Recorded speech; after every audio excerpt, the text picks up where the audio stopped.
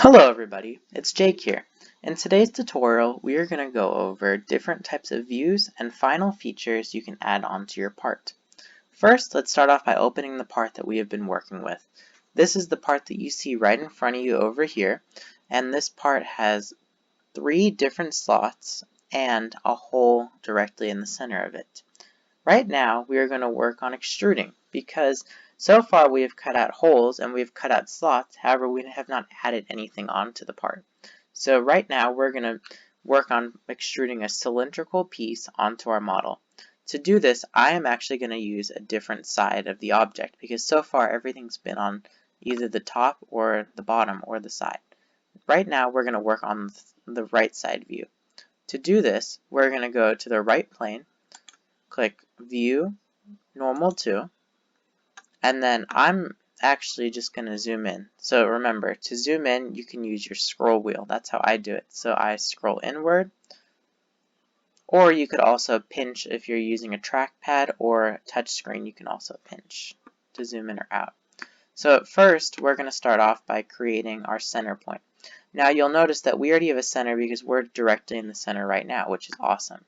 So first, we're going to go, remember, click Sketch, then we're going to determine our shape, and then we're going to go over to the center point circle tool. Now I'm just going to put it wherever because it doesn't matter right now, and we're going to dimension it again. So now we're going to go to dimension. I'm just going to go through this really fast because I know that you guys know how to do this because we've done it before. And then we're going to see this is 0.48 whatever. Then we're going to go down here and we're going to see that it is different. So remember, this is 1 inch on the side. So we're going to go 0.5. Perfect. And then now we're going to change the diameter. I'm going to make it, let's go for 0.5 inches. Actually, that's a little small. Let's make it 0.75 inches. So make sure you make it 0.75 inches in diameter, and from the center of the circle to the top of the object, you're going to make it 0.5 inches. Next, what you're going to do is we're going to go to extrude. And then once you see extrude, remember there's different options to extrude. So let me just go to a different view so you can see. So over here, you see that it's extruding outward. So we can either do 1 inch, 2 inch, whatever we want to do. We could do 0.5 inches. We could do whatever. For this tutorial, I'm just going to do 0.5 inches just because I just want to show you how to do it. So now we're going to go to extrude. We're going to click the check mark. And that's basically all there is to it, to extrude objects. You can do this on any side of the object and you'll see that it looks just the same on all of the sides. So extruding is a really powerful feature because you can do it, like I said, with any object, and oftentimes when you're creating 3D models, you're going to have to add to your normal square, rectangle, prism, sphere, whatever you're doing. Awesome. So now we've played around a little bit and we've done quite a bit with this piece. Now you can create parts like an engineer, and now we're going to focus on some more features to increase your technical knowledge in Onshape. Now, what I love about Onshape is the amount of shortcuts and different ways to do things. So even though we've gone through these different ways of doing things in previous tutorials, I'm going to show you the shortcuts that I use to CAD. Now this model may have taken you quite a bit of time, but it probably would take me around 5 to 10 minutes to do everything on here like you see. Now to do that, I'm able to increase my time by using shortcuts. So right now I'm going to show you how to do different shortcuts. First, let's start off with selections. Once you've cut or extruded an object, you'll notice that there's different ways to select things. So you'll see there's different parts. You can't just select the whole surface. So an example of this, I'm going to actually go to the bottom. Do you notice how the bottom we haven't cut anything out on this layer? So you'll see that we have all this and you can just select the entire bottom layer. The problem is that on the top we have cut stuff out. So we can't just select the entire layer, we have to select individual objects of it.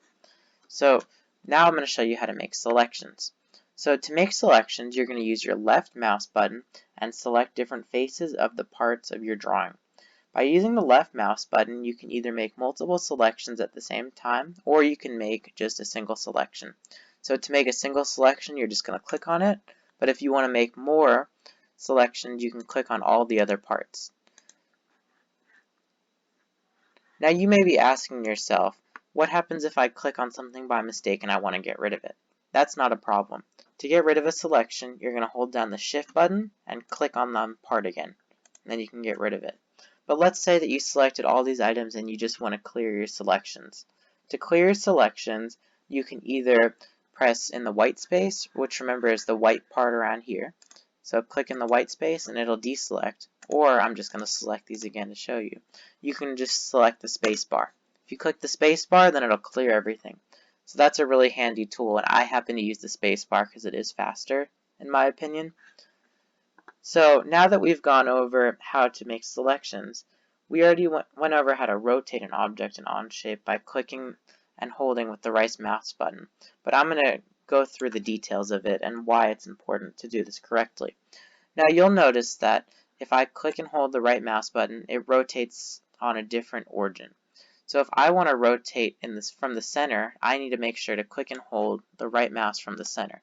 Now you'll see the object rotates around the center point. But then if I hold down here, then it'll rotate around that point. Now this can get kind of annoying because what happens is you probably want it around the center so that way it's easier to see. I'm just zooming so that way you can see the middle. So that's really important to use that, but there's also other techniques to do.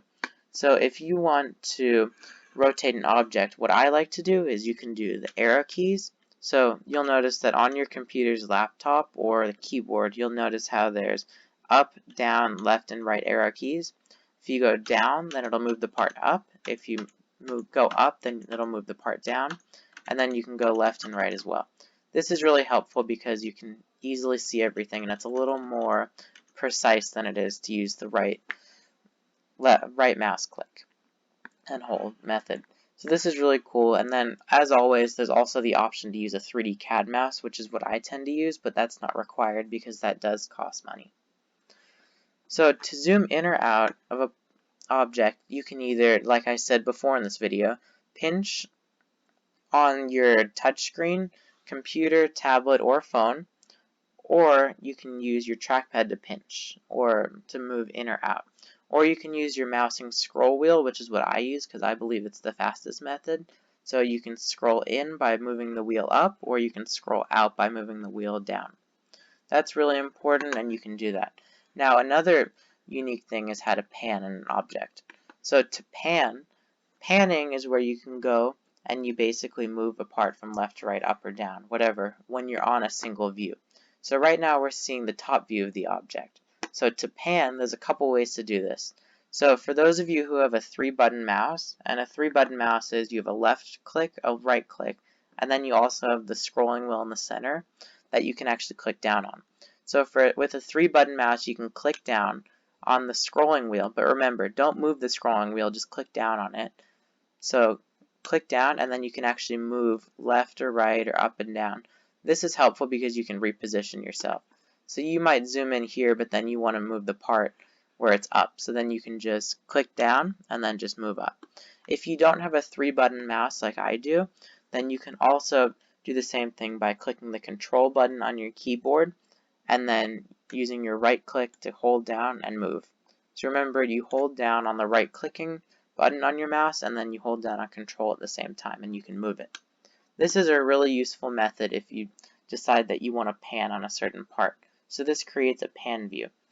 Another one is to see an object in isometric view. Now I like seeing the different views because to me it helps see the overall part better than just seeing a single view. So now I'm going to show you the different types of view. So the first is the isometric view. The isometric view we've gone over in previous videos, but just to refresh your memory, that can be achieved by right-clicking in the white space and clicking isometric. So it's very simple and it shows you a main view of everything. And remember, I just zoomed in by using the scroll wheel, or you can do one of the other methods that I taught you. So I have been doing CAD for a while, and it seems like the shortcuts are the fastest way to do methods, as I told you. So some of the faster views to see these views and shortcuts I'm going to show you right now. So to do this, there's a few different types of views you can do. Obviously you have your right, left, top, and bottom view, but there's also other views such as the isometric view, panning view, and there's more. So to show you more, there's also the dimetric and trimetric. These are common views. So to find the dimetric and trimetric views, you're just going to go, does everyone see this big cube over here? Right below it you see the shaded cube right there. Click on the shaded cube and then you're going to select isometric, dimetric, or trimetric. Most of the time you will be using isometric if you choose one of these views, and you can just right click anywhere in the white space. However, there are dimetric, which looks like this, and then there's trimetric, which looks like this, or I'll show you isometric zoomed out. So those look very similar to the views, however they do differ slightly, so it's important to keep those three views in mind. Now, to get to the shortcuts with the views. So if you click and hold on your shift button and then you select a keyboard button, numbers 1 through 7, then those numbers will actually alter the view. Let me show you and run through these different views real fast. So if I click and select shift and the number 1, it shows me a front view. If I click shift and the number 2, then it shows me a back view. Shift and the number 3, it shows me a left view.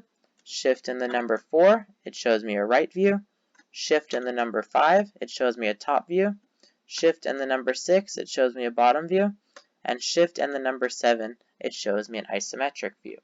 This is really important because these shortcuts can help you save time when creating your projects. Many times when you get really into CAD, you'll be creating big projects and parts that take a long time, and you don't want to waste any time doing this.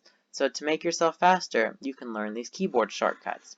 Now the big thing with CAD is to keep practicing because this will get much easier and you'll be able to make some great professional looking parts after this tutorial.